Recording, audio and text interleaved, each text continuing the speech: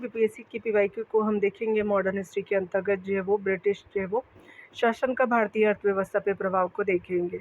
इसके कुछ प्रश्न कर दिए थे मैंने और कुछ बाकी है, तो वीडियो पॉज हो गया था, इसकी वजह से जो है वो कंप्लीट नहीं हो पाया था। चलिए स्टार्ट करते हैं और कोशिश करते हैं आपको जो है पीवाईक्यू को प्रोवाइड करने का। प्रीवियस वीडियो में 8 नंबर प्रश्न तक बना हुआ था, आज जो है 9 नंबर प्रश्न से देखते हैं। होम जो है वो चार्जेस या ब्रिटेन में भारतीय सरकार के खर्चे में समाहित थे। तो दैट टाइम जो है वो ब्रिटिशर के टाइम की ये बात है। तो ब्रिटिश जो है वो भारतीय अधिकारियों के पेंशन थे। भारत में जो है वो खरीदे गए सैन्य और अन्य भंडार थे और रेलवे के गारंटेड आपका ब्याज से तो उपयुक्त जो है वो सभी हो जाएगा। यहाँ देख सकते हैं कि होम चार्जेस जो है वो या ब्रिटेन में भारतीय सरकार के खर्चे में ब्रिटिश भारतीय अधिकारियों के पेंशन थी, भारत की आपूर्ति की गई आपका सैन्य और अन्य सामग्रियाँ तथा रेलवे के निवेशकों को गारंटेड ब्याज, ये सभी जो है समाहित थे। सही विकल्प त्रुटिवश जो है वो भारत में खरीदे गए आपका सैन्य और अन्य भंडार लिखा गया है, ठीक है ना। तो यहाँ देख सकते हैं जिसके स्थान पे इंग्लैंड में खरीदे गए तथा जो भारत को पूर्ति की गई सैन्य और अन्य जैव सामग्रियाँ ज़्यादा सही है, जिसका उल्लेख विपिन चंद्र जैसे इतिहासकारों ने भी किया है। पंजाब भूमि हस्तांतरण जो वो अधिनियम कहाँ पारित किया गया था? तो 1900 में पारित किया गया था। आपका जो वो कब था? सी राइट हो जाएगा। पंजाब आपका भूमि हस्तांतरण अधिनियम जो वर्ष 1900 में पारित किया गया, जिससे कृषकों की भूमि का गैर कृषकों के पास हस्तांतरित होना काफ़ी हद तक नियंत्रित हो गया। यहाँ देख सकते हैं भारत में पहले सूती कपड़ा जो है वो मिल किस वर्ष स्थापित की गई थी? तो ये 1818 में किया गया। तो ये फर्स्ट आपका जो है वो कॉटन जो है वो मिल था, तो ए राइट हो जाएगा। भारत में पहली जो है वो सूती कपड़ा मिल 1818 में आपका कलकत्ता के पास फोर्ट ग्लास्टन में स्थापित की गई थी। हालांकि इसे जो है वो मूल को व्यावसायिक विफलता का सामना करना पड़ा और इसे जो है बंद कर दिया गया। अगला देख सकते हैं 1857 की क्रांति को, तो ये स्पेशली भारतीय अंग्रेजी भारतीय सेना में चर्बी वाले कारतूसों से चलने वाली एनफील्ड राइफल कब शामिल की गई? तो दिसंबर 1856 में किया गया, तो बीजे वो राइट हो जाएगा। दिसंबर 1856 में सरकार ने पुराने आपका लोहे वाली बंदूक ब्राउन बेस के स्थान पर नवीन जो है एनफील्ड राइफल की प्रयोग का निश्चय किया। इन राइफलों का प्रशिक्षण जो है वो दमदम, अम्बाला और सियालकोट में दिया जाना था। इन राइफलों में चर्बी युक्त कारतूसों का प्रयोग किया जाना था, जिसमें आपका गाय और सूअर की चर्बी लगी होती थी। इस नए राइफल में कारतूस के ऊपरी भाग को मुंह से काटना पड़ता था। जनवरी 1857 में बंगाल सेना में यह अफवाह फैल गई कि चर्बी वाले जो वो कारतूस में गाय और सूअर की चर्बी है। सैनिक अधिकारियों ने इस अफवाह की जांच किए बिना तुरंत जो है वो इसका खंडन कर दिया, और किंतु जो वो सैनिकों को विश्वास हो गया कि चर्बी वाले कारतूसों का प्रयोग उनके धर्म को भ्रष्ट करने के का एक निश्चित प्रयत्न है, और यही जो वो कारतूस 1857 के विद्रोह का तत्कालिक जो वो कारण बना। देख सकते हैं कि 1857 की क्रांति जो है वो सर्वप्रथम कहाँ से प्रारंभ हुई? तो मेरठ से हुई थी, तो डी जो है वो राइट हो जाएगा। अगला देख सकते हैं मेरठ में आपका 24 अप्रैल 1857 की घटना भारतीय स्वतंत्रता संग्राम के इतिहास में एक मेल का पत्थर साबित हुई। कर्नल जो है वो करमाइकेल स्मिथ ने चर्बी लगी कारतूस भारतीय सैनिकों को देने का आदेश दिया, जिसे आपका मुंह से खोलना पड़ता था। अतः इससे नाराज तीसरी बंगाल नेटिव कैवेलरी और जो वो तीसरे रेजिमेंट नाइट जो वो लाइट कैवेलरी के 90 से 85 जो सैनिकों ने इस कारतूस के खिलाफ बगावत कर दी। 9 मई 1857 को मेरठ के परेड ग्राउंड में ऐसे बगावती जो सैनिकों का कोर्ट मार्शल किया गया। इस कृत्य से क्रुद्ध इन जो है वो सैनिकों ने 10 मई 1857 को मेरठ में विद्रोह कर दिया और भारतीय स्वतंत्रता संग्राम के पहले स्वतंत्रता संग्राम अर्थात 1857 की क्रांति का बिगुल फूंका। अगला देख सकते हैं 1857 का विद्रोह सर्वप्रथम प्रारंभ हुआ तो मेरठ में हुआ था, बी जो वो राइट हो जाएगा। अगला देख सकते हैं यहाँ पे कि निम्न में से जो है वो कौन सा ईस्ट इंडिया कंपनी के सिपाहियों को विद्रोही बनाने का कारण नहीं था? ईसाई धर्म फैलाने के लिए कंपनियों के अधिकारियों के प्रयास बिल्कुल थे। जहाज पर यात्रा करने के लिए जो सिपाहियों को आदेश, बिल्कुल राइट है। और सेकेंड राइट है। भत्तों की रोकथाम, बिल्कुल राइट है। अधिकारियों की अक्षमता नहीं थी, तो यहाँ पे जो है वो डी राइट नहीं है।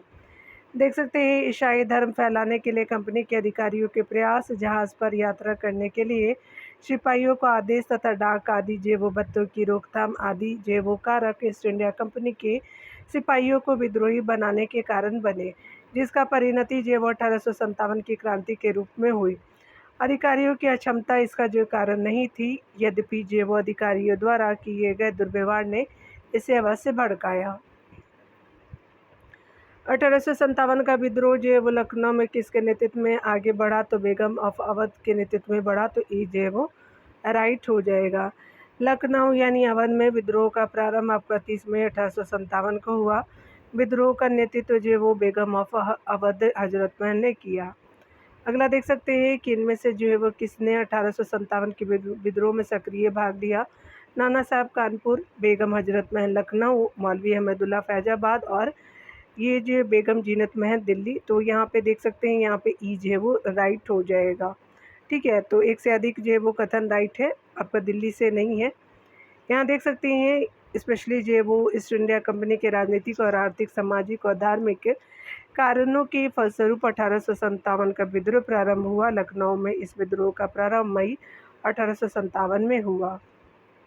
यहाँ देख सकते हैं, यहाँ पर इस विद्रोह का नेतृत्व बेगम हजरत महल ने किया था। कानपुर में इस विद्रोह का नेतृत्व नाना साहब के द्वारा तथा फैजाबाद में इस विद्रोह का नेतृत्व मौलवी अहमदुल्ला शाह ने किया था, जबकि बहादुर शाह जफर अंतिम मुगल बादशाह की पत्नी बेगम जीनत महल की भूमिका 1857 के विद्रोह में संदेहात्मक है। ठीक है, यानी मतलब कंफर्म नहीं है। इसीलिए ब्रिटिश स्रोतों के अनुसार वह जो है वो विद्रोहियों के सहयोगी न होकर के अंग्रेजों के साथ समझौता करने वाली तथा विद्रोह को कमज़ोर करने वाली कड़ी थी। हालांकि कुछ स्रोतों में कहा गया कि जीनत महल ने 1857 के विद्रोहियों के लिए दिल्ली के जो है वो दरवाजे खोल दिए थे, लेकिन इस कथन की पुष्टि किसी भी विश्वस्त स्रोत से नहीं हुई है। यानी ऑथेंटिक इसको नहीं माना जा सकता, इसीलिए जो है वो मतलब थोड़ा सा प्रेडिक्शन करना मुश्किल है। तो यहाँ पे देख सकते हैं प्रश्न के सभी विकल्पों में से जो है वो सबसे उचित उत्तर आपका ई हो जाएगा, एक से अधिक है इसीलिए। इनमें से किसने अंग्रेजी जो ईस्ट इंडिया कंपनी के कंट्रोल के खिलाफ जो है वो बगावत नहीं की थी, तो हैदराबाद का निज़ाम ने नहीं किया था, तो बी जो है वो राइट हो जाएगा। बाकी अन्य लोगों ने किया था। उपयुक्त विकल्पों में से हैदराबाद के निज़ाम ने कभी भी कंपनी के कंट्रोल के खिलाफ बगावत नहीं किया। विजयनगर के राजा ने 18वीं शताब्दी के उत्तरार्ध में कंपनी शासन के विरुद्ध जो है वो विद्रोह किया। तमिलनाडु के पॉलीगारों द्वारा आपका कई बार विद्रोह किया गया तथा त्रावणकोर की दीवान वेलुथम्पी द्वारा 1808 से 9 ईस्वी में अंग्रेजों के विरुद्ध जो है वो विद्रोह का नेतृत्व किया गया। अगला देख सकते हैं यहाँ पे स्पेशली जो है वो निम्नलिखित में से जो है वो कौन 1857 के विद्रोह में अंग्रेजों का सबसे जो कट्टर दुश्मन था, तो मौलवी अहमदुल्ला शाह थे। तो ये जो है वो राइट हो जाएगा। देख सकते हैं मौलवी अहमदुल्ला शाह ने फैजाबाद में विद्रोह को अपना नेतृत्व प्रदान किया। ये अंग्रेजों के सबसे कट्टर दुश्मन थे। वह मूलतः आपका मद्रास प्रेसिडेंसी के चिन्नापट्टन के रहने वाले थे, पर वह फैजाबाद में आकर के बस गए थे। उन्होंने भारत के विभिन्न धर्मानुयायियों का आह्वान करते हुए कहा कि सारे लोग काफ़ी अंग्रेजों के विरुद्ध खड़े हो जाओ और उन्हें भारत से बाहर खदेड़ दो। इनके बारे में अंग्रेजों ने कहा था कि अदम्य साहस के गुणों से परिपूर्ण और दृढ़ जो है वो संकल्प वाले व्यक्ति और विद्रोहियों के सर्वोत्तम सैनिक है। इनकी गिरफ्तारी के लिए ब्रिटिश सरकार ने जो है वो 50,000 रुपये का इनाम रखा था। 1857 के विद्रोह को किसी उर्दू कवि ने देखा था, तो गालिब ने देखा था, तो सी राइट हो जाएगा। 1857 के विद्रोह को मिर्जा गालिब ने स्वयं अपने आंखों से देखा था। अगला देख सकते हैं निम्नलिखित में से किसका जो है नाम 1857 के विद्रोह के ईस्वी के आंदोलन से जुड़ा है, तो तात्या टोपे जी हो जाएंगे, तो स्पेशली बी राइट हो जाएगा। तात्या टोपे जिनका टाइम पीरियड 1814 से 1859 को माना जाता है, रामचंद्र पांडुरंग के नाम से भी जाना जाता है। वे 1857 ईस्वी के भारतीय विद्रोह के जो वो प्रमुख नेता थे।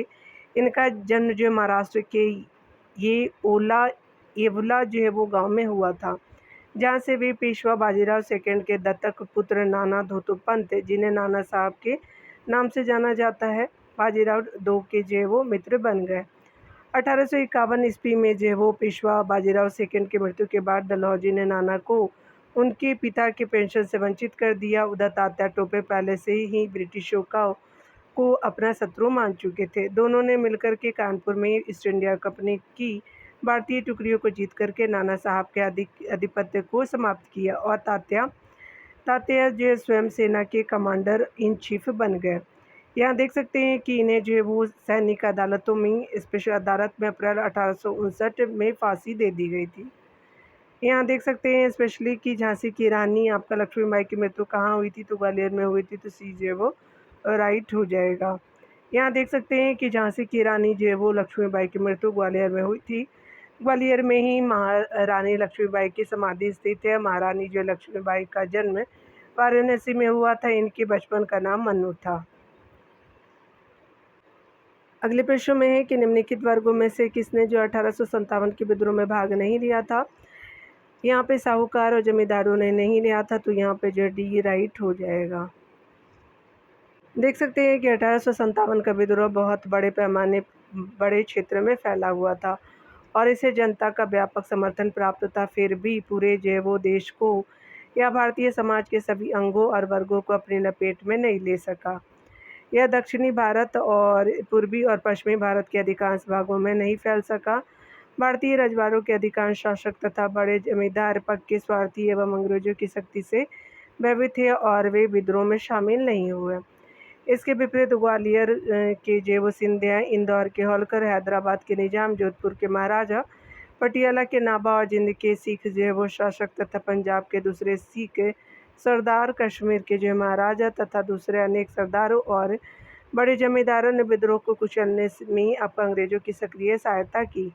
गवर्नर जनरल कैनिंग ने बाद में टिप्पणी की कि इन जो है वो शासकों ने तूफान के आगे बांध की तरह काम किया, वरना जो है वो यह तूफान एक लहर से हमें बहा ले जाता। व्यापारी और शिक्षित वर्ग ने कलकत्ता और बम्बई में सभाएं कर अंग्रेजों की सहायता के लिए प्रार्थना की।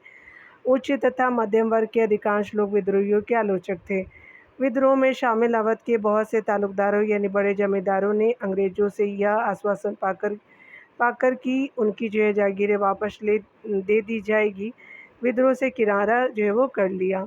ग्रामीण जनता के हमलों का निशाना सूदखोर थे, इसलिए वे स्वाभाविक तौर पर विद्रोह के शत्रु हो गए। आधुनिक जो है वो शिक्षा प्राप्त भारतीयों ने भी विद्रोह का साथ नहीं दिया।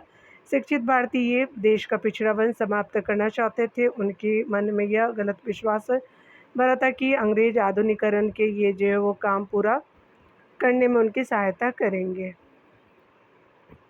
अगला देख सकते हैं 1857 का विद्रोह लखनऊ में किसके नेतृत्व में आगे बढ़ा, तो बेगम ऑफ अवध के नेतृत्व में बढ़ा था, तो ये जो वो राइट नहीं है। देख सकते हैं कि लखनऊ अवध में विद्रोह का प्रारंभ 30 मई 1857 को हुआ था। यहाँ विद्रोह का नेतृत्व बेगम हजरत महल यानी बेगम ऑफ अवध ने किया और अपने अल्पवयस्क जो वो पुत्र बिरचिस जो है कादिर को नवाब नियुक्त किया।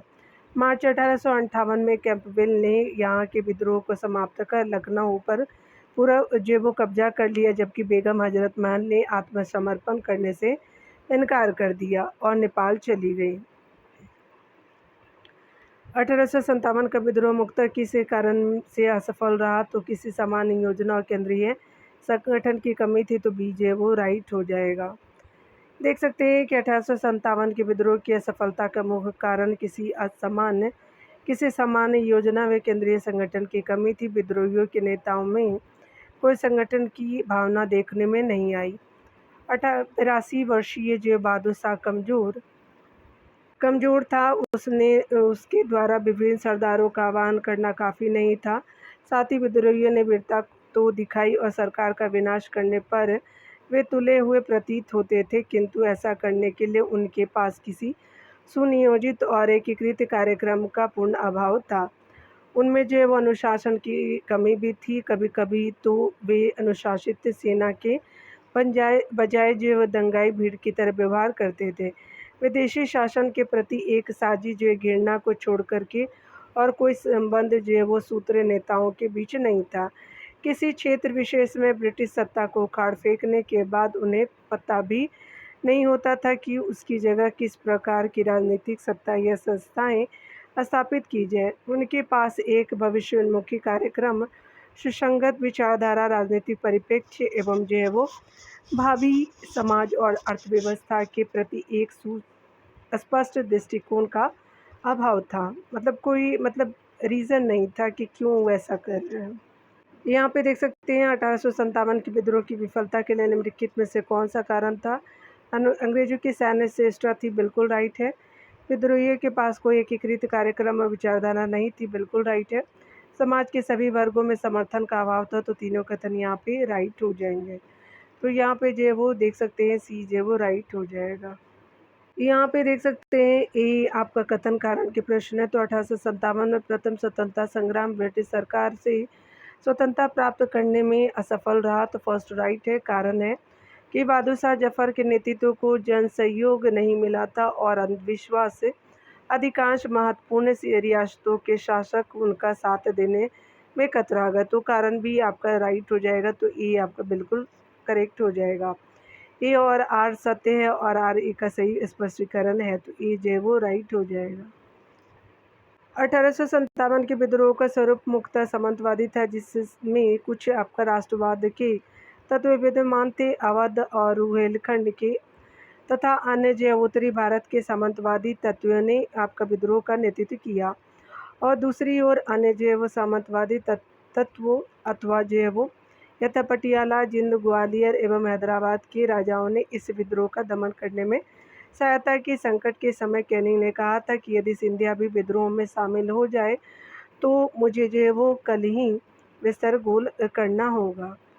यहाँ देख सकते हैं कि महारानी विक्टोरिया ने भारतीय प्रशासन को ब्रिटिश ताज के नियंत्रण में लेने की घोषणा कब की? तो 1 नवंबर 1858 में किया, तो ये जो है वो राइट हो जाएगा।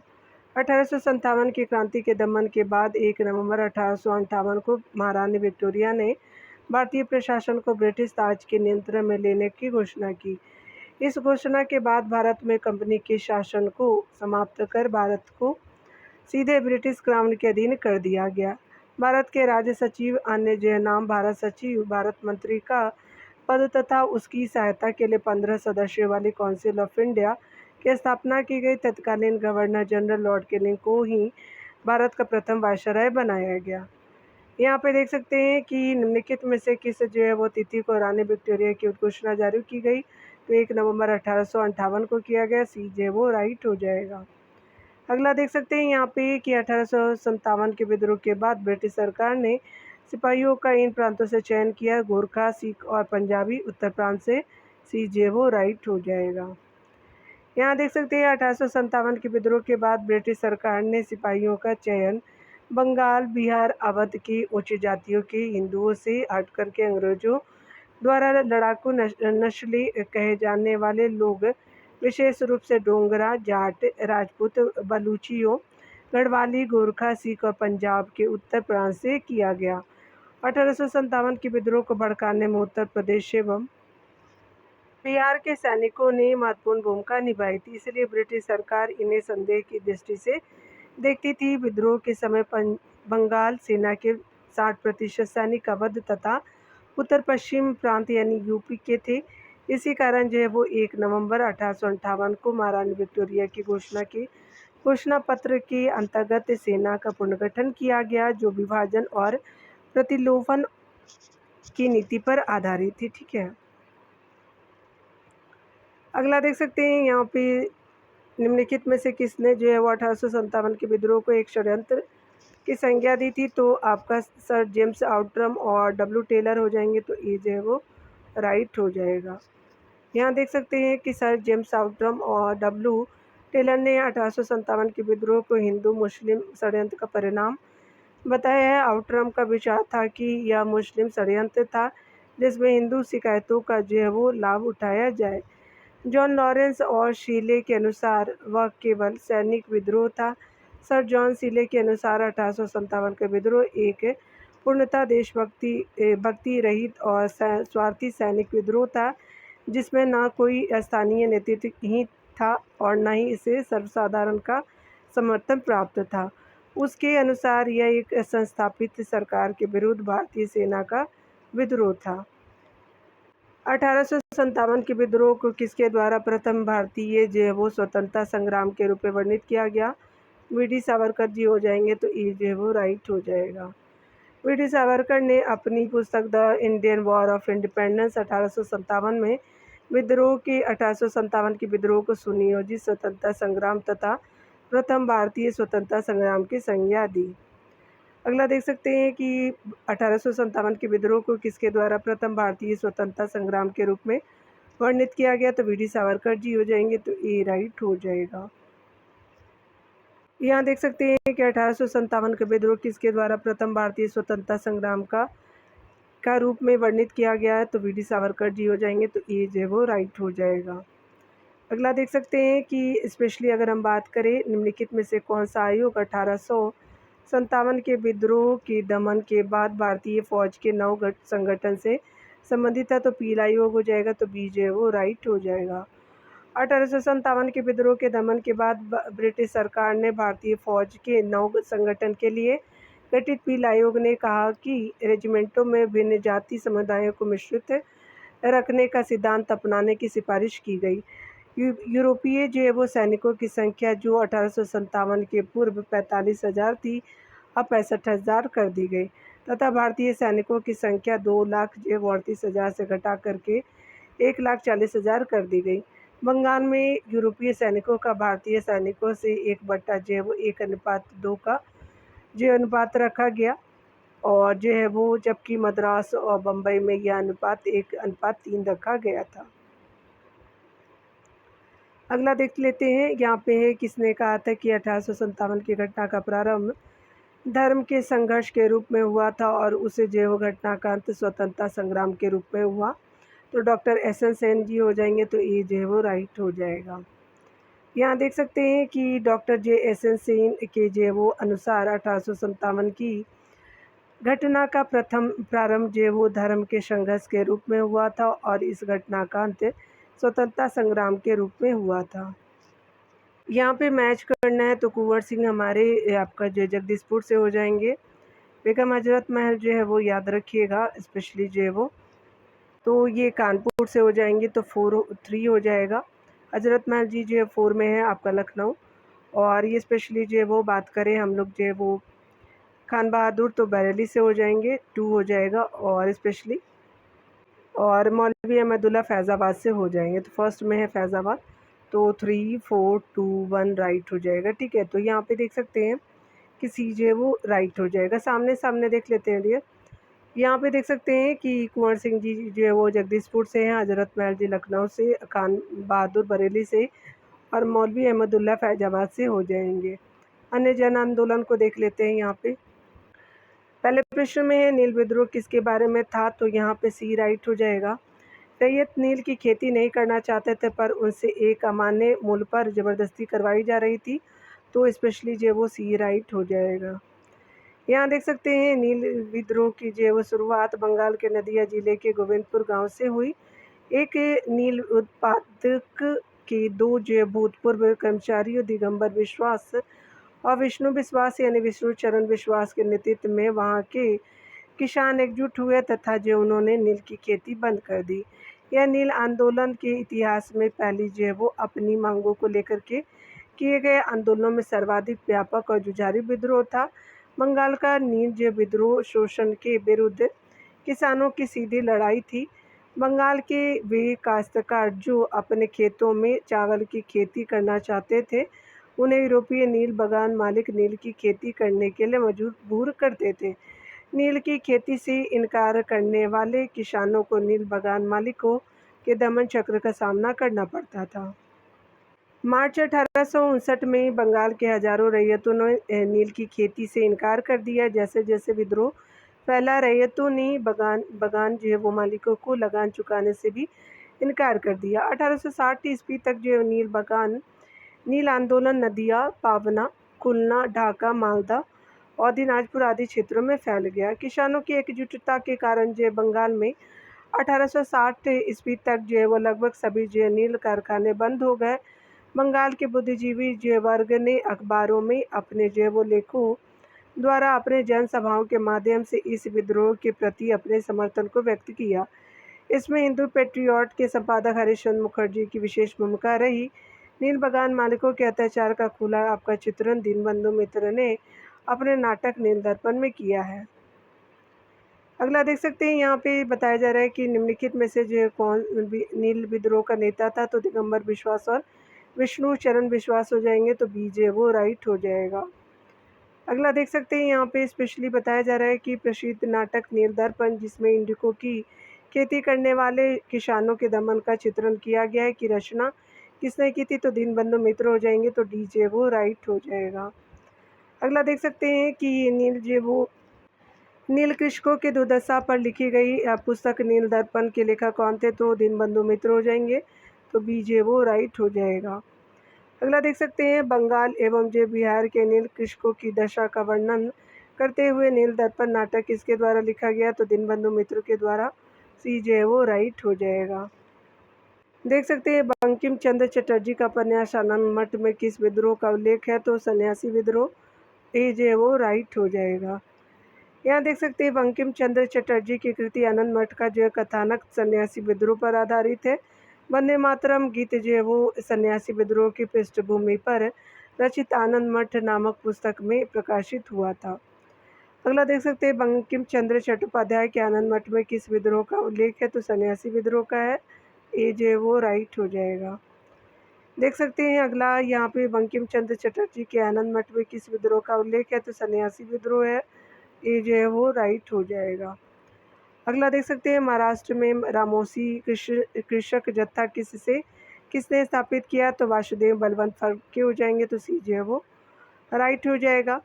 प्रारंभिक क्रांतिकारियों में अग्रगण्य वासुदेव बलवंत फड़के, जिनका टाइम पीरियड 1845 से 1883 ईस्वी में है, बम्बई प्रेसिडेंसी के रामोसी जनजाति के लोगों को संगठित करके आपका जो प्रशिक्षित लड़ाकू जो है वो बल में परिवर्तित किया। इन्हें जो है वो आजीवन निर्वासन की सज़ा दी गई तथा जो 1883 ईस्वी में आमरण अनशन जो है वो स्पेशली जो है वो कुछ स्रोतों में इनकी मृत्यु का कारण टीबी था, तपेदिक जिसको कहते हैं, से इनकी मृत्यु हो गई थी। देख सकते हैं, अगला है रामोसी विद्रोह सब सही रूप में किस भौगोलिक इलाके में हुआ था, तो पश्चिमी घाट में हुआ था, तो यहाँ पे अकॉर्डिंग टू ऑप्शन डी जो है वो राइट हो जाएगा। देख सकते हैं, पश्चिमी घाट में रहने वाले रामोशी जनजाति के लोगों ने 1822 ईस्वी में अपने नेता सरदार चीता सिंह के नेतृत्व में रामोशी विद्रोह किया। रामोशियों ने जो है वो सतारा के आसपास के क्षेत्रों को लूटा और किलों पर भी आक्रमण कर लिया। 1825 से 26 ईस्वी में भयंकर अकाल और अनाभाव के कारण उन्होंने उमाजी नाई के नेतृत्व में पुनः विद्रोह किया था। बघीरा जो है वो विद्रोह कब हुआ, कहाँ हुआ, तो बड़ौदा में हो जाएगा, तो दैट इज जो है वो गुजरात, डी राइट हो जाएगा। बघीरा विद्रोह 1818 ईस्वी में अंग्रेज जो है वो सरकार के विरुद्ध किया गया। बघेरा विद्रोह बड़ौदा में हुआ और बड़ौदा के गायकवाड़ों ने अंग्रेजी सेना की सहायता से बघेरे से अधिक कर एकत्र करने का प्रयत्न किया, जिसके जो परिणाम स्वरूप बघेरा सरदारों ने विद्रोह कर दिया। इन्होंने 1818 से 1819 के मध्य ब्रिटिश क्षेत्रों पर भी जो है वह आक्रमण किया। यह विद्रोह 1820 के आसपास समाप्त हो गया। पागलपंथ की जो वह स्थापना किसने की थी, तो करमशाह ने किया था, तो बी जो वो राइट हो जाएगा। पागलपंथ एक जो है वो अर्ध धार्मिक संप्रदाय थी। इसकी जो शुरुआत करीम शाह द्वारा किया गया। यह वस्तुतः गारो जनजाति से संबंधित विद्रोह था। पागलपंथी विद्रोह बंगाल के सिरपुर और मयमन सिंह के जो वो क्षेत्रों यानी वर्तमान बांग्लादेश में स्थित है, तो मेमन सिंह के क्षेत्रों में मुख्य रूप से विस्तृत था। शाह के पुत्र और उत्तराधिकारी टीपू धार्मिक और राजनीतिक उद्देश्यों से प्रेरित थे। उसने जमींदारों के द्वारा मुजारों पर जो वो किए गए अत्याचारों के विरुद्ध आंदोलन किया। 1825 ईस्वी में टीटू ने सिरपुर पर अधिकार कर लिया और राजा बन बैठा। वह इतना शक्तिशाली हो गया कि स्वतंत्र सत्ता का प्रयोग करने लगा और प्रशासन को चलाने के लिए उसने एक न्यायाधीश, एक मजिस्ट्रेट और एक कलेक्टर नियुक्त किया। अगला देख सकते हैं कि मानव बलि प्रथा का जो वो निषेध करने के कारण अंग्रेजों के विरुद्ध विद्रोह करने वाली जनजाति थी खोंड थी, तो बी जो वो राइट हो जाएगा। खोंड जनजाति के लोग तमिलनाडु से लेकर के बंगाल और मध्य भारत तक फैले विस्तृत पहाड़ी क्षेत्रों में रहते थे। पहाड़ी क्षेत्र होने के कारण वे वस्तुतः स्वतंत्र थे। इन्होंने 1846 से 55 ईस्वी इस अवधि के जो पूर्व और उपरांत भी यह आंदोलन चलता रहा। यह जो वो काल मुख्य रूप से चक्र बिश्नोई के नेतृत्व वाला है तक अंग्रेजों के विरुद्ध जो वो विद्रोह किया। इस आंदोलन का नेतृत्व युवा राजा के नाम पर चक्र बिश्नोई ने किया।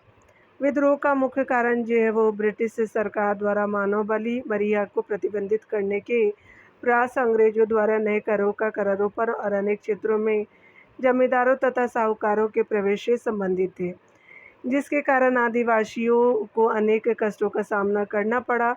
अंग्रेजों ने एक मरिया एजेंसी गठित की जिसके विरुद्ध कोंडो ने विद्रोह किया। अगला देख सकते हैं यहाँ पे स्पेशली जो है वो 19वीं सदी के अंत में वर्तमान मेघालय के गारो हिल्स क्षेत्र में ब्रिटिश अधिकारियों के खिलाफ आदिवासी विद्रोह में कौन सा आदिवासी नेता शामिल था, तो ई जो है वो राइट हो जाएगा। देख सकते हैं उपयुक्त में से कोई भी शामिल नहीं था।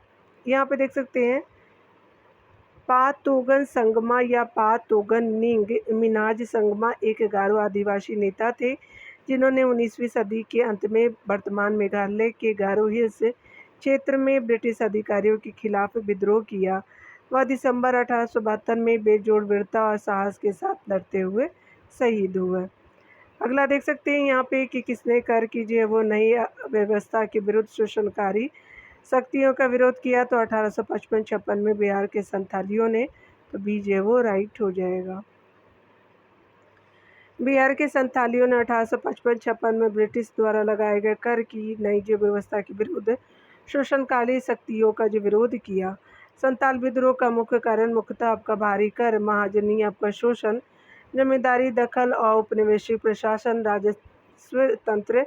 यह विद्रोह जो औपनिवेशिक शोषण और उत्पीड़न के खिलाफ हाशिए पर रहने वाले समुदायों के संघर्ष का प्रतिनिधित्व करता है। अगला देख सकते हैं कि 1831 में बुद्धू भगत के नेतृत्व में कोल विद्रोह किस क्षेत्र में हुआ, तो शिबू में हुआ। बी जो है राइट हो जाएगा। यहाँ पे देख सकते हैं कि 1831 में बुद्ध भगत के नेतृत्व में कोल विद्रोह छोटा नागपुर क्षेत्र के शिबू, पलामू, हजारीबाग और मानबू क्षेत्रों में हुआ था। इस विद्रोह का स्वरूप आर्थिक और राजनीतिक था। इस विद्रोह के पनपने का प्रमुख कारण इन क्षेत्रों के जमींदारों द्वारा भूमि कर को अत्यधिक बढ़ाया जाना था। 1832 ईस्वी में बुद्ध भगत की मृत्यु के बाद इस विद्रोह का संचालन गंगा नारायण के द्वारा 1832 से 1833 ईस्वी तक किया गया। यहाँ देख सकते हैं कि हौज विद्रोह हुआ तो 1820-21 के दौरान हुआ, तो स्पेशली जो है वो सी राइट हो जाएगा। हौज यानी हो विद्रोह 1821 में हुआ था जिसका केंद्र वर्तमान झारखंड राज्य का पश्चिमी श्रीभूम जिला था। अगला देख सकते हैं ताना भगत आंदोलन संबंधित था, तो आदिवासी आंदोलन से था, तो बी जो है वो राइट हो जाएगा। ताना भगत आंदोलन एक आदिवासी आंदोलन था। यह आंदोलन छोटा नागपुर क्षेत्र यानी वर्तमान में झारखंड राज्य में स्थित था। छोटा नागपुर क्षेत्र में वर्ष 1914 में हुआ। इस आंदोलन का नेतृत्व जतरा भगत तथा तुरिया भगत ने किया। इस विद्रोह को उरांव ताना भगत आंदोलन नाम से भी जाना जाता है। अगला देख सकते हैं ताना भगत आंदोलन ब्रिटिश शासन के खिलाफ एक अहिंसक आंदोलन किन भारतीय राज्य के आदिवासी समुदायों के बीच उत्पन्न हुआ, तो झारखंड में हुआ, तो सी जो है वो राइट हो जाएगा। ताना भगत आंदोलन ब्रिटिश जो वो शासन के खिलाफ एक अहिंसक आंदोलन था जो भारत के झारखंड राज्य के ओरांव समुदाय के बीच उत्पन्न हुआ था। यह आंदोलन प्रारंभ में जो है वो धार्मिक था किंतु धीरे धीरे इसका लक्ष्य राजनीतिक हो गया। अगला देख सकते हैं निम्नलिखित में से कौन सी घटना सबसे पहले हुई थी, तो संथाल विद्रोह हुआ था। ये जो है वो राइट हो जाएगा। यहाँ देख सकते हैं स्पेशली। अगला देख सकते हैं कि संथाल विद्रोह 1855-56 में और बिरसा मुंडा विद्रोह 1899 से 1900 में, ताना भगत विद्रोह 1914 में प्रारंभ किया गया। यहाँ देख सकते हैं कूका आंदोलन किसने आरंभ किया, तो गुरु रामदास जी ने किया था। गुरु राम सिंह हो जाएंगे, रामदास जी ने, तो सी जो है वो राइट हो जाएगा। कूका और कुकी दो विद्रोह है। एक जो है वो देख सकते हैं कूका आंदोलन बागी आंदोलन से बहुत कुछ मिलता जुलता था। दोनों जो आंदोलन धार्मिक आंदोलन के रूप में प्रारंभ हुआ किंतु बाद में ये राजनीतिक आंदोलन के रूप में परिवर्तित हो गए, जिसका सामान्य उद्देश्य अंग्रेजों को देश से बाहर निकालना, पश्चिमी भारत में यानी पश्चिम पंजाब में कूका आंदोलन की शुरुआत 1840 के दशक में भगत जवाहर द्वारा की गई, जिन्हें मुख्तः सियान साहब के नाम से पुकारा जाता था। इनका जो उद्देश्य आपका सिख धर्म में प्रचलित बुराइयों और अंधविश्वासों को दूर कर इस धर्म को शुद्ध करना था, किंतु बाद में ये राजनीतिक आंदोलन में परिवर्तित हो गया, जिसका नेतृत्व राम सिंह ने किया। 1872 ईस्वी में इस आंदोलन के नेता राम सिंह को रंगून यानी म्यांमार निर्वासित कर दिया गया। मगुई यानी म्यांमार में इनकी मौत 1885 ईस्वी में हो गई। यहाँ देख सकते हैं पंजाब में कूका आंदोलन का प्रारंभिक उद्देश्य क्या था, तो सिख धर्म को परिष्कृत करना, तो स्पेशली ये जो है वो राइट हो जाएगा। अगला देख सकते हैं कि 1921 के मोपला आंदोलन की जो शाखा थी तो खिलाफत आंदोलन की थी, ये जो है वो राइट हो जाएगा। केरल में किया गया था। केरल प्रांत के मालाबार के मोपला काश्तकारों का आंदोलन मुख्यतः लगान एवं बेदखली को लेकर था। जमींदार जब चाहते थे उन्हें भूमि से बेदखल कर देते थे और जब चाहते मनमाना लगान वसूलते। खिलाफत आंदोलन भी अपने जेबो जड़ें जमाता जा रहा था। हालात ये हो गए कि खिलाफत आंदोलन के काश्तकारों की बैठक में फ़र्क करना, खिलाफत आंदोलन और काश्तकारों की बैठक में फ़र्क करना मुश्किल हो गया और इस कारण दोनों आंदोलन एक दूसरे में समा गए।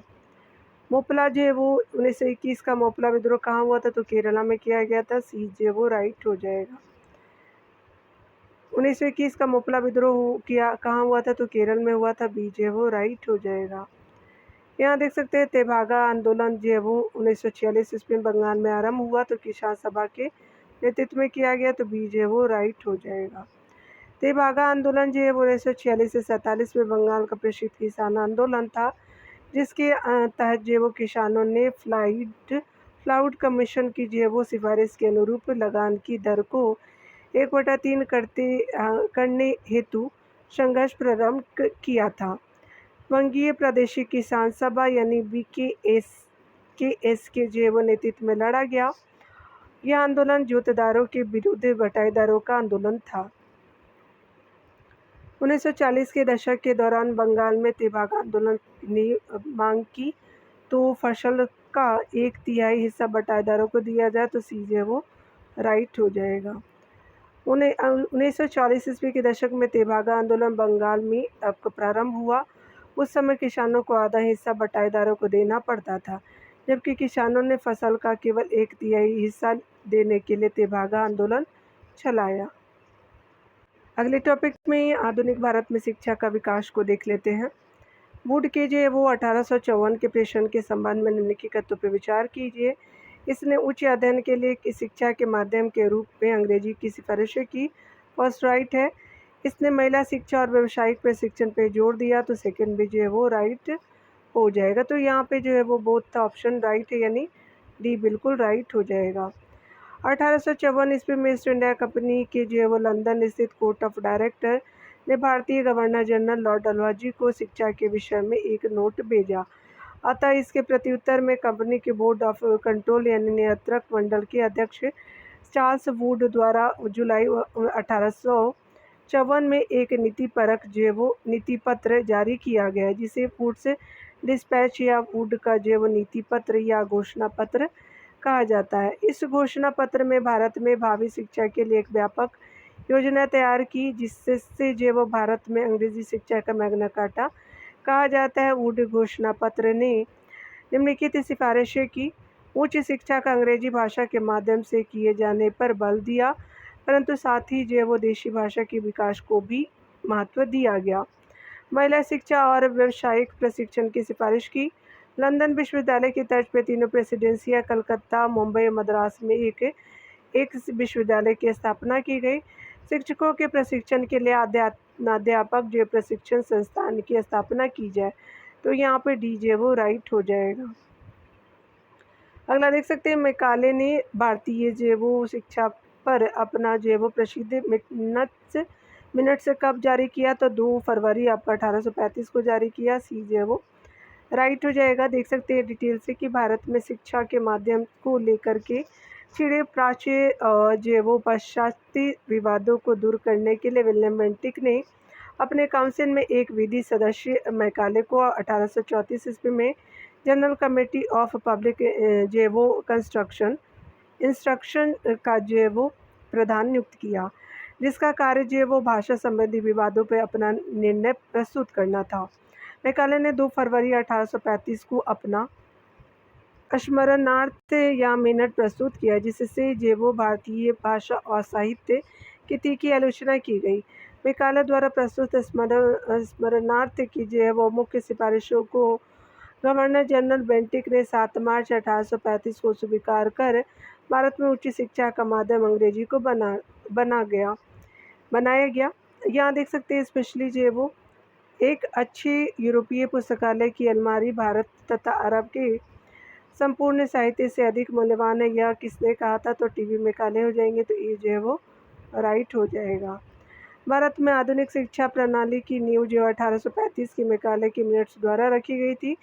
मैकाले का जो मानना था कि यूरोप के एक अच्छे पुस्तकालय की एक अलमारी का तख्त भारत एवं जो अरब के समस्त साहित्य से अधिक मूल्यवान है।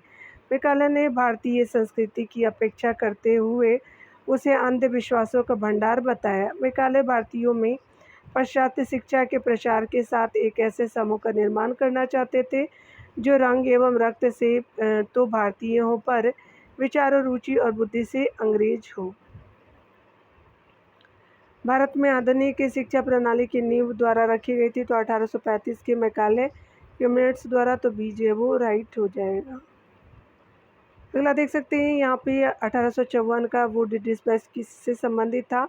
आधुनिक शिक्षा भारत में विश्वविद्यालय की स्थापना, सामाजिक सुधार, तो यहाँ जो है वो डी राइट हो जाएगा। 1854 के वुड डिस्पैच को भारतीय शिक्षा का मैग्ना कार्टा कहा जाता है। इसमें आधुनिक शिक्षा पर बल दिया गया था। इसमें जो है वो लंदन विश्वविद्यालय के तर्ज पे तीनों प्रेसिडेंसी शहरों यानी बम्बई, कलकत्ता, मद्रास में विश्वविद्यालय स्थापित करने का प्रावधान था।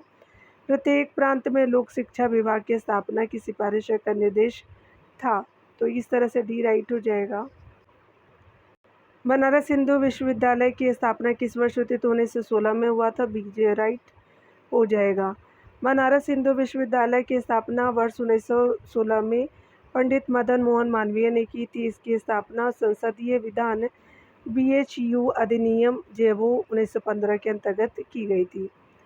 यहाँ देख सकते हैं स्पेशली बताया जा रहा है कि अगर हम बात करें 1902 में लॉर्ड कर्जन ने 2 भारतीय सदस्यों को सम्मिलित करते हुए एक विश्वविद्यालय आयोग गठित किया। वे कौन थे? तो सैयद हुसैन बिलग्रामी और न्यायमूर्ति गुरदास बनर्जी जी थे, तो डी जो वो राइट हो जाएगा। यहाँ देख सकते हैं कि वायसराय लॉर्ड कर्जन ने शैक्षिक सुधारों के तहत 1902 में सर थॉमस रेले की अध्यक्षता में एक विश्वविद्यालय आयोग का गठन किया था। इस आयोग के सदस्यों में 2 भारतीय सदस्यों सैयद हुसैन बिलग्रामी तथा न्यायमूर्ति गुरदास बनर्जी को नियुक्त किया गया था। इस आयोग द्वारा दिए गए सुझावों के आधार पर भारतीय विश्वविद्यालय अधिनियम 1904 पारित किया गया था। यहाँ देख सकते हैं कि किसने जो है वो सन 1904 में भारतीय विश्वविद्यालयों पर कड़े नियंत्रण लागू करते हुए भारतीय विश्वविद्यालय अधिनियम पारित किया? तो लॉर्ड कर्जन हो जाएंगे, तो बी जो है वो राइट हो जाएगा। लॉर्ड कर्जन जो है वो 1819 से 1905 ईस्वी तक भारत का वायसराय रहा। उसने अपने शासनकाल के दौरान शैक्षणिक सुधारों के लिए वर्ष 1902 में सर थॉमस रेले की अध्यक्षता में एक विश्वविद्यालय आयोग का गठन किया। आयोग द्वारा किए गए सुझावों के आधार पर वर्ष 1904 में भारतीय विश्वविद्यालय अधिनियम पारित किया गया। इस अधिनियम के आधार पर विश्वविद्यालय पर सरकारी नियंत्रण बढ़ गया। लॉर्ड कर्जन द्वारा किस वर्ष इंडियन यूनिवर्सिटीज एक्ट पारित किया गया था? तो 1904 हो जाएगा, तो सी जो वो राइट हो जाएगा। अगला देख सकते हैं कि 1817 में कलकत्ता में हिंदू कॉलेज की स्थापना की थी, तो डेविड हेयर ने किया था, तो बी जो वो राइट हो जाएंगे। वर्ष 1817 में कलकत्ता में हिंदू कॉलेज की स्थापना महाराजा राधाकांत देव, डेविड हेयर, राधाकांत देव और दीवान बैद्यनाथ मुखर्जी आदि ने की थी। राजा राम मोहन राय भी इस कॉलेज की स्थापना से जुड़े थे। यहाँ पे देख सकते हैं हमारे जो बताया जा रहा है स्पेशली कलकत्ता में फोर्ट विलियम कॉलेज की स्थापना, तो स्पेशली 1800 ईस्वी में सिविल जो है सेवकों को भारतीय भाषाओं में प्रशिक्षित करने हेतु किया गया था, तो स्पेशली जो है वो डी राइट हो जाएगा।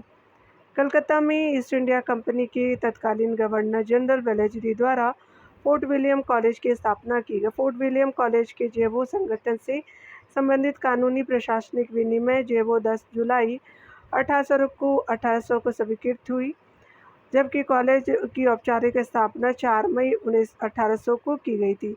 इस कॉलेज की स्थापना का मुख्य जो उद्देश्य ब्रिटिश सिविल सेवकों को भारत में प्रशासन हेतु फारसी और हिंदुस्तानी भाषाओं की शिक्षा देना था। अगला देख सकते हैं, नेशनल काउंसिल ऑफ एजुकेशन की स्थापना कब हुई, तो 15 अगस्त 1906 को हुआ, तो डी जो है वो राइट हो जाएगा। राष्ट्रीय शिक्षा के क्षेत्र में सर्वप्रथम 8 नवंबर 1905 को रंगपुर नेशनल स्कूल की स्थापना हुई। 16 नवंबर 1905 में कलकत्ता में एक सम्मेलन का आयोजन किया गया। इस सम्मेलन में राष्ट्रीय साहित्यिक, वैज्ञानिक और तकनीकी शिक्षा देने के लिए राष्ट्रीय शिक्षा परिषद स्थापित करने का फैसला हुआ। आधिकारिक उल्लेखों, अभिलेखों एवं प्रमाणिक ऐतिहासिक दस्तावेजों के आधार पर राष्ट्रीय शिक्षा परिषद की स्थापना की सही जो तिथि 11 मार्च 1906 है, न कि 15 जो अगस्त 1906। 11 मार्च हो जाएगा, ठीक है ना। 11 मार्च 1906 को कलकत्ता में सार्वजनिक सम्मेलन के दौरान पारित प्रस्ताव द्वारा राष्ट्रीय शिक्षा परिषद का गठन किया गया। इसे भारतीय स्वतंत्रता आंदोलन की स्वदेशी शिक्षा अभियान का पहला ठोस कदम माना जाता है। 15 अगस्त 1906 वह दिन जब राष्ट्रीय शिक्षा परिषद के तत्वावधान में पहला राष्ट्रीय कॉलेज यानी बंगाल नेशनल स्कूल जो है वो आरंभ किया गया था, यानी 15 अगस्त को याद रखिएगा। बंगाल नेशनल स्कूल स्टार्ट हुआ था 15 अगस्त 1906 को। अगला देख सकते हैं कि 1885 में डब्ल्यू.सी. बनर्जी द्वारा इंगित भारतीय राष्ट्रीय कांग्रेस के निम्न उद्देश्यों में से कौन सही नहीं है, तो यहाँ देख सकते हैं, देश के हितों की रक्षा करने वाले भारतीयों के बीच संपर्क और मित्रता बढ़ाना। अगला है देशवासियों के बीच जो जाति, संप्रदाय और प्रांतीय पक्षपातों की भावना को दूर करके उनमें जो वो राष्ट्रीय एकता की भावना को विकसित करना। अगला है शिक्षित वर्ग की जो वो पूर्ण सहमति से जो वो महत्वपूर्ण और आवश्यक सामाजिक विषयों पर विचार प्रकट करना। यह निर्धारित करना कि आगामी वर्षों में भारतीय लोकहित के लिए किस दिशा में और किस आधार पर कार्य करें, तो यहाँ पे जो वो ई स्पेशली हो जाएगा, ठीक है। डिटेल से आप देख सकते हैं कि 1885 ईस्वी में ब्योमकेश चंद्र बनर्जी द्वारा इंगित भारतीय राष्ट्रीय कांग्रेस के प्रथम अधिवेशन में निम्नलिखित उद्देश्य बताए गए थे।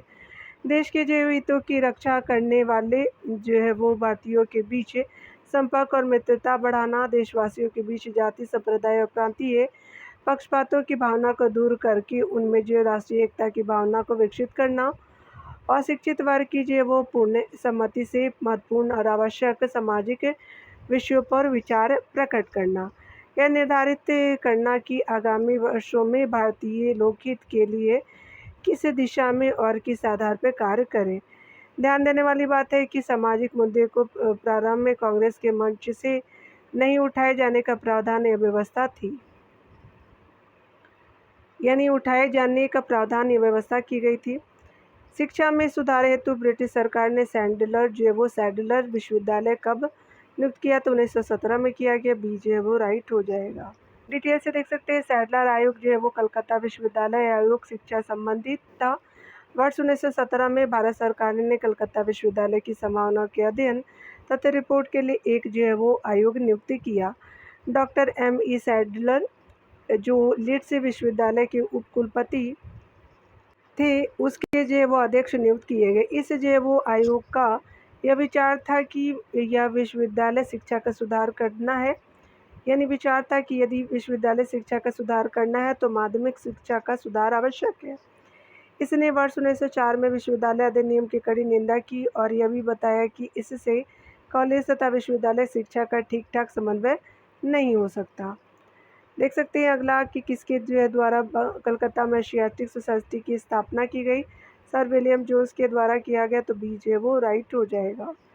कलकत्ता में एशियाटिक सोसाइटी की स्थापना 1784 ईस्वी में सर विलियम जोन्स द्वारा की गई थी। इस जो है वो संस्था के तहत जो है वो अनेक महत्वपूर्ण भारतीय ग्रंथों का अंग्रेजी में अनुवाद हुआ। अगला देख सकते हैं आधुनिक भारत में प्रेस का विकास। तो भारत में मीडिया को नियंत्रित करने के लिए एक्ट कब पारित किया गया? तो पहला 1835, 1867, 1878, 1908 हो जाएगा। तो यहाँ पे जो है वो ए राइट हो जाएगा। देख सकते हैं सरकार की दमनकारी नीतियों को उजागर करने वाले समाचार पत्रों को नियंत्रित करने के लिए 1835 में प्रेस एक्ट का 1835 का अधिनियम संख्या 11 का ऐलान किया गया। इसके बाद जब प्रेस और पुस्तकों का पंजीकरण अधिनियम 1867 पारित किया गया। वायसराय लॉर्ड लिटन ने 1878 में वायसराय वर्नाकुलर जो वो प्रेस एक्ट पारित किया 78 में, जिसके तहत जो बिना सरकार की इजाज़त के कोई जो पत्र निकाला जा सकता था, यानी कोई पत्र नहीं निकाला जा सकता था जिसमें अंग्रेजी सरकार की आलोचना हो।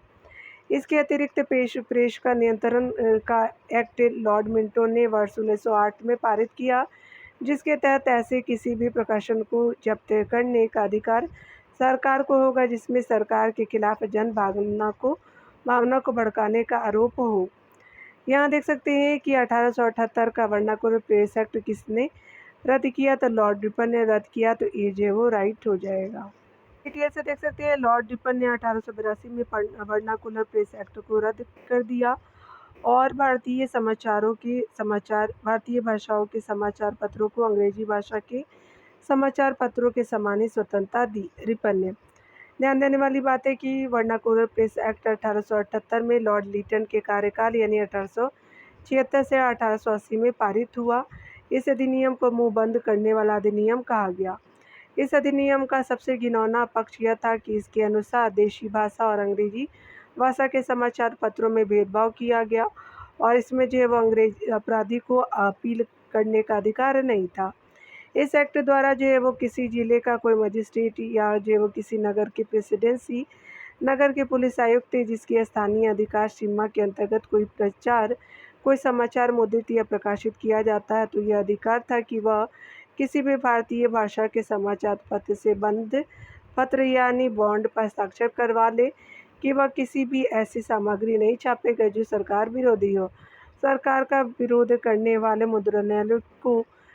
मुद्रणालयों की जमानत को रद्द कर सकता था। जमानत को इस अधिनियम के अधीन सोम प्रकाश भारत में ढाका प्रकाश सहचर तथा अनेक अन्य समाचार पत्रों के विरुद्ध मामले दर्ज किए गए।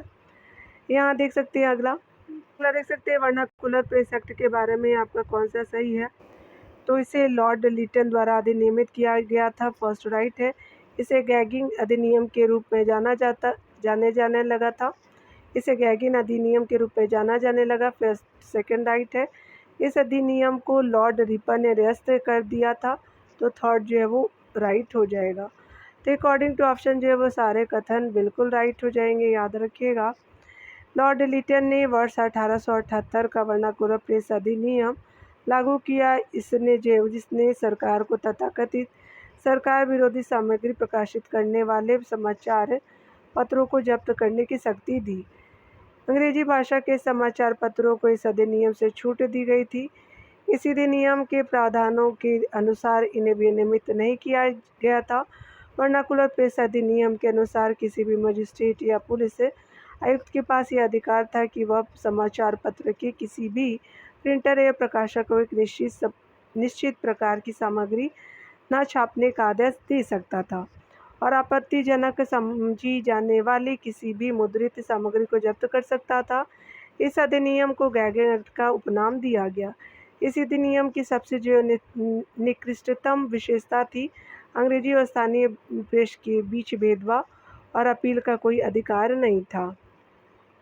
वीपीए के तहत जो वो सोम प्रकाश भारत में ढाका प्रकाश और अन्य समाचार पत्रों के खिलाफ कार्रवाई शुरू की गई थी। विदित हो कि इसी कानून को 1882 ईस्वी में वायसराय के रूप में लिटन के उत्तराधिकारी लॉर्ड रिपन यानी शासित 1880 से 84 द्वारा जो निरस्त कर दिया गया था।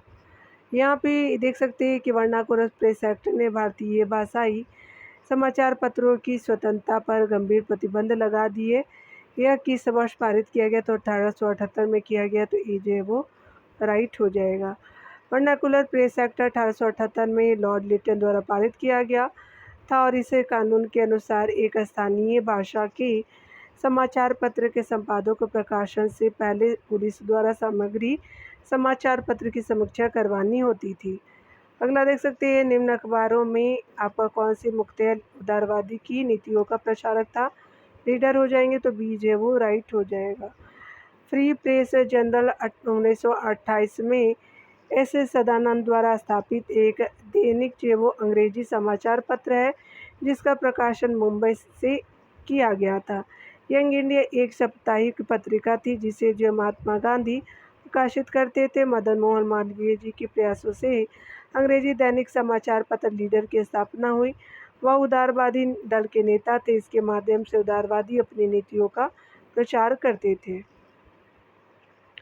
निम्न में से कौन सा राष्ट्रवादी समाचार पत्र नहीं था? तो हिंदू था, महारता थी, महारथा भी था, बंगाली भी था, लेकिन द टाइम्स ऑफ इंडिया नहीं थी। तो स्पेशली डी जो है वो राइट हो जाएगा। The times of India British सरकार का समर्थक था, न कि राष्ट्रवादी का। द हिंदू, द बंगाली और मराठा महारता प्रमुख राष्ट्रवादी समाचार पत्र थे। यहाँ देख सकते हैं एशियाटिक सोसाइटी ऑफ बंगाल की स्थापना किसके द्वारा की गई थी? तो देख सकते हैं सर विलियम जोन्स के द्वारा किया गया था। सी राइट हो जाएगा। एशियाटिक सोसाइटी ऑफ बंगाल की स्थापना सर विलियम जोन्स की पहल पर 1784 में हुई। सोसाइटी का नाम जो है वो पिछली 2 शताब्दियों के दौरान कई बदलावों से गुजरा, जैसे कि the Asiatic society of Bengal यानी 1832 से 1935 तक, the royal Asiatic society of Bengal 1936 से 51 तक, और जुलाई 1951 से इसे जो एशियाटिक सोसाइटी के नाम से जाना जाने लगा। वर्ष 1984 से एशियाटिक सोसाइटी को भारतीय संसद के एक अधिनियम के तहत राष्ट्रीय महत्व के संस्थान के रूप में दर्जा प्राप्त है। अगला देख सकते हैं कि स्पेशली 1784 के एशियाटिक सोसाइटी ऑफ बंगाल का जो है वो आरंभ किसने किया? तो विलियम जोन्स हो जाएंगे। सी राइट हो जाएगा। मुद्रण यंत्रों को भारत में 16वीं सदी के मध्य में पहली बार कौन लाए? तो पुर्तगाली मिशनरी लाए थे मुद्रण यंत्र को। तो सी जो है वो राइट हो जाएगा। भारत में 16वीं सदी के मध्य में मुद्रण यंत्रों को पहली बार पुर्तगाली जेसुइट मिशनरी गोवा में लेकर आए थे। अगला देख सकते हैं स्पेशली जो वो राष्ट्रवादियों